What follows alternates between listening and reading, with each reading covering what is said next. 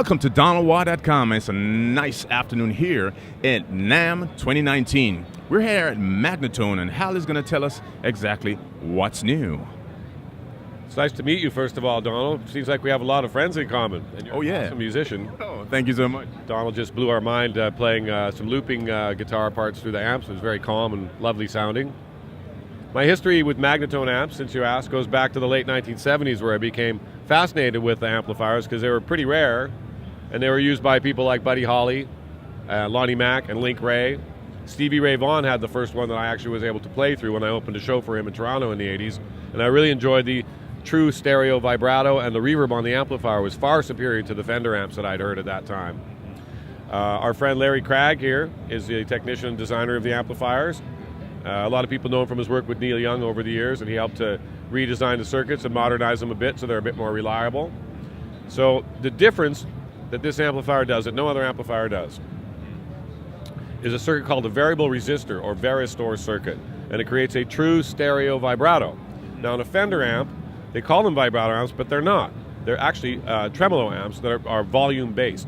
So think of it like this.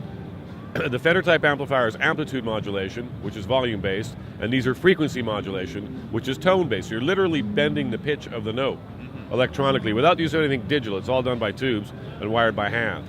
So very rich sounding, very three-dimensional sounding, and also the sweetest reverb I've ever heard. So the product line over here, the brown amplifiers, feature the stereo vibrato circuit. I'm currently using the Varsity model over here for my tour. And on the right-hand side, we have the new M-Series amps, which are more Marshall architecture based for distortion, and that's the amp that you'll see Jeff Beck and Billy Gibbons using on tour. Larry can answer some of the technical details about the amp, but I will conclude by saying it's definitely the richest sounding, most musical amplifier in the building, and I'm very, very proud and happy to be associated as an artist with the company. All right, so Larry, you're going to tell us a little bit more about the details about the amp. Yeah, the brown amplifiers are the ones I particularly like the most. There is no master volume. And of course, if you have a master volume, the first thing you're going to do is turn down the master volume, turn up the preamp volume. Now you have a distorted 12AX7 preamp tube with a very clean power amp. Now, in all my years of working with Neil, he got that great sound by having output tube saturation, which of course you lose as soon as you turn down the master volume. What I want is a little bit of preamp tube distortion, saturation, and some output tube saturation. That's what makes this big bloom. The amp that Donald was playing through is called the Mono Twilighter, and that's what you wish your deluxe reverb was. It's like a great, big, rich deluxe reverb that's more 3D, and it's my favorite. It's the one that I recommend. But we do have one called the Panoramic that's stereo, and that's two EL84s in each side of the amplifier, and you got two amplifiers, and so you can have it either with two 10s, or you can buy it with a head and then split it apart with two 12-inch speaker cabinets, and that sounds real good. We also have the Varsity, which is a less expensive one that also sounds pretty rich. That's the one that Hal uses. And but then we have the other ones, the black amplifiers, like the ones that Billy Gibbons uses. Now that's more of a Marshall-based amplifier that does have a master volume, and so you can get a lot of grind from the front end on that. And that really kicks butt. I really like that.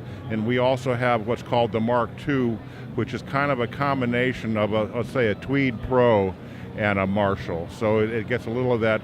I like the Mark II better. That's over there as well. That's the white amplifier over there. And it gets a combination of a Tweed Pro, let's say, and a Marshall. And if you want to go the master volume route, that's the way to go, I think.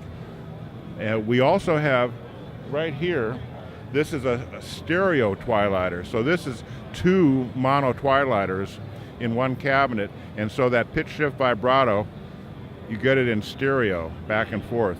The same way with the Panoramic over there, you get it in stereo. And it's a really lush effect. But that's about all I have to say. So where can we find these products to purchase? Well, you can go online, but we're getting into more stores all the time. So look for Magnatone. These new Magnatones have the original pitch shift vibratos called the Bonham circuit, tube-based from the original ones, but honestly, everything else has been, we started from scratch. And they're just much better as far as longevity than the old amplifiers. Neil Young uses a Magnatone 280 on the road, and I had to keep that thing going for a long time. I started working for him in '73, and it was hard keeping that amp going on the road. But these new ones, they're just bulletproof. And thank you so much for watching DonaldWaugh.com. Check out the next video coming up soon.